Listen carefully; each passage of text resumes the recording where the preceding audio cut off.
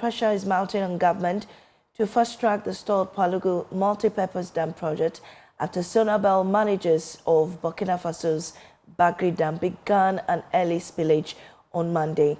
Rising water levels forced the release ahead of the planned August 27 date, leaving farmers in northern Ghana scrambling to protect their crops.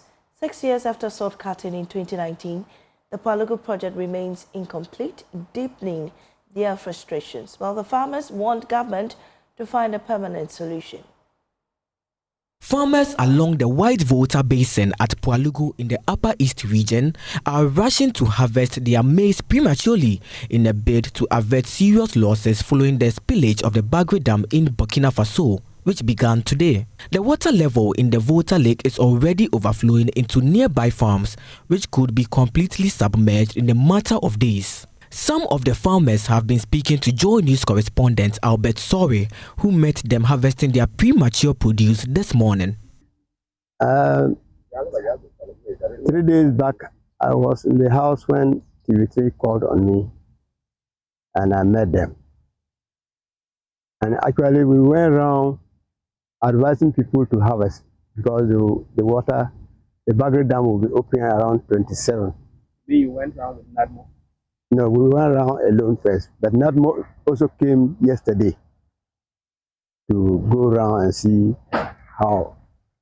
But earlier on, I've already gone around advising people to harvest their maize and whatever they have along the river banks. The information reaching us is at 27th, but as we stand, the water is already flooding our farm, and we have to forcefully harvest our corn unripe, as you can see some of them. So we are just pleading on the government so that if they can come to the aid of all the farmers. The farmers are also calling on government to revisit the Palugu multi-purpose dam project, which was initiated but abandoned by the last NPP government. They believe the project is the solution to the perennial flooding. And in fact, every year round, the Bagre Dam gives us a lot of problems. Because if the government could come to our aid to build as the Palugu multi-purpose dam, as they were saying, I think it will help a lot. Moses Adongo is assemblyman for Palugu. The government should, as a matter of urgency, always inform the Burkinabe to split the water from June, July, then August, then they will have their level. But if they wait until it is August, that is the time we have the maize and the groundnut and the other crops getting ripe.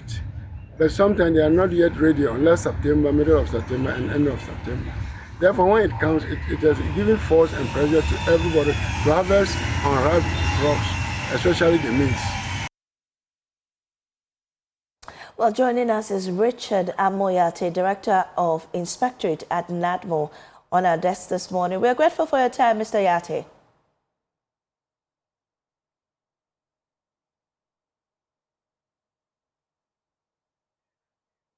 Kindly unmute for us, please.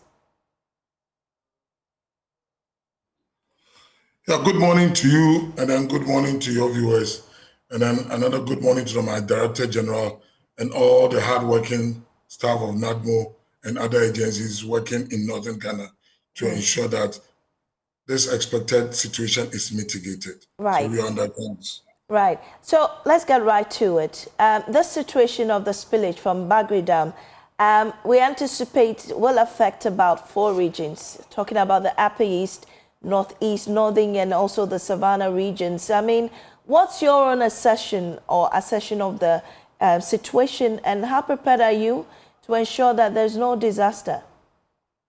Yeah, for over a month, since we started communicating with Sonabel, I mean, there's a regular communication between NADMO, Sonabel, and the Water Resources Commission. And so we were fully aware that the dam levels in the Bagre was rising, and then it would get to a point that they may have to spill. So we started working in the communities in the 4 regions that are usually affected by the floods. The farmers were sensitized on early harvest and then also sensitized to move uphill. So, safe havens have been identified evacuation routes have all been identified in the 4 regions for people to move when need be. But we are still working with Water Resource Commission to monitor the inflows. And as I speak now, there is no confirmation of the spill or the discharges from the Bagre Dam hitting Ghana.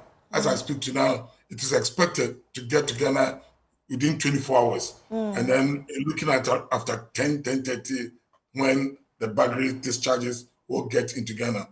Yesterday, there was rainfall in those areas, so that has brought the water level a bit higher than anticipated. So the Bagre Dam has not impacted Ghana yet, but there has been rainfall in northern Ghana, which has taken the water levels a bit above the usual. But like I said, NADMO is on the ground.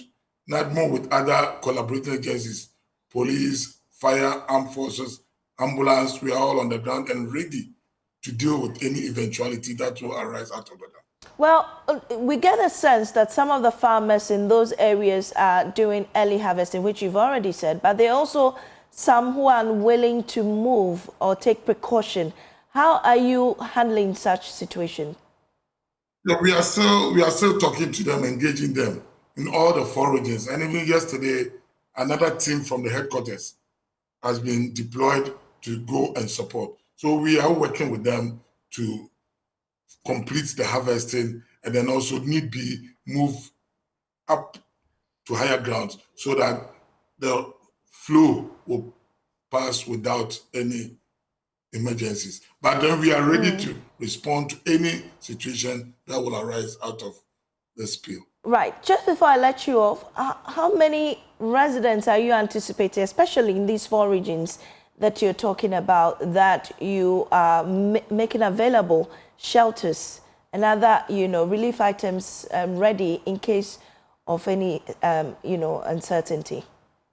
Yeah, from our assessments so far, we are prepared to immediately take care of up to about 5,000 people if they are affected by the situation in providing support for them.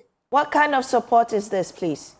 It will depend on the needs assessment when they are affected. We will assess their needs and then we will deliver support to them. Oh, and this assessment is ongoing? In fact, from historical records, we know the numbers that are usually impacted upon. So we prepare based on these available facts. Right. Thank you so much, Mr. Amoyate. He is with NADMO, head of the Inspectorate Directorate of NADMO, speaking to us just now.